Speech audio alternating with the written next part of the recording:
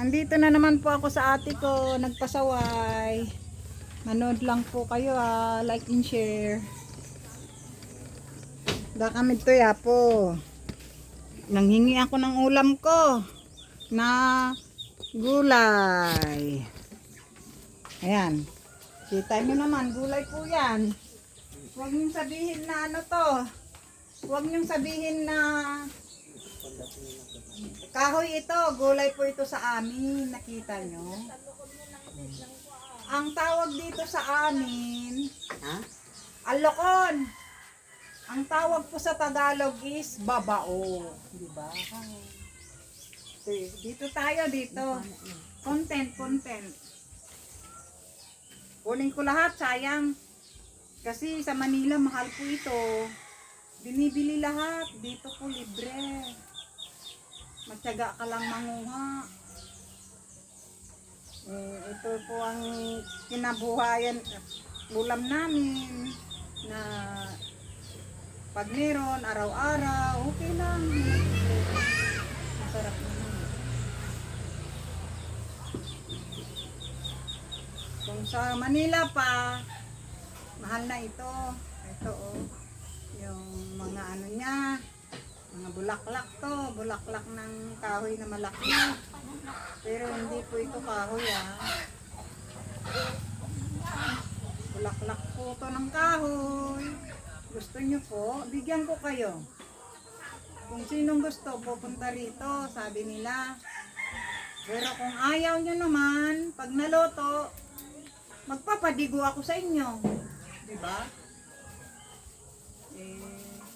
Malayo ako sa mga angkan ko sa Manila lagi ako doon may gulay. Nandito na po ako. Wala na, hindi na po ako makakabigay sa kanila kasi yung ate ko ayaw naman ng gulay. Parating karne yung kinakain nila. Ano ba yan? Feeling mayaman kahit mahirap, sabi nila, di ba? Joke. Pagkakatawaan lang apo dito, yararamido. No, pagpalain ako ni Meta, thank you Lord. Pero kung hindi ako pagpalain ni Meta, thank you pa rin Lord, di ba? Maganda pag pinagpala ako ni Meta. Wala namang problema yan Try lang pag may time. Ito ang gaganda di ba? Nakita nyo to? Ang galing Babao yan, babao sa Manila. Dito sa atin is alokon. Regalo ng ate ko. Bulaklak poryo, sabi niya Okay, ito, manood kayo. Ito, ang ganda di ba?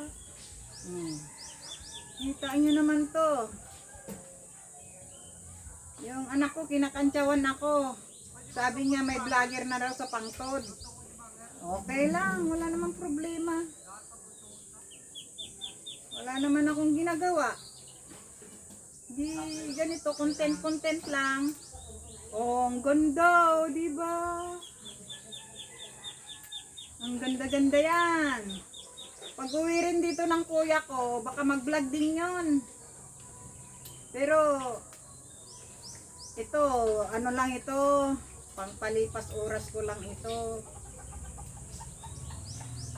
Sinishare ko lang yung mga buhay namin sa probinsya. Ang gaganda diba? Galing. Yan ang ulam namin. Masarap to. Baka hindi nyo alam. Ulit-ulit. Pagkakatawaan. Kunada mo. Diba? Ang galing. May ulam na ako. Meron pa akong malunggay. Ang sabi ng mister ko, ito raw, yung kawayan. Pero hindi po ito kawayan. Ito po yung gulay na masarap. Ihahalo natin sa mga pakbet, sa mga dinengdeng. Masarap ito. Ito lang po yung mga ulam sa amin. Tapos binigyan din po ako ng ate ko ng mangga. 2 piraso. Diba? Oh, thank you sa mga biyaya na naman. Puro bigay. Salamat sa nagbibigay. Salamat sa blessing. Thank you. Bye.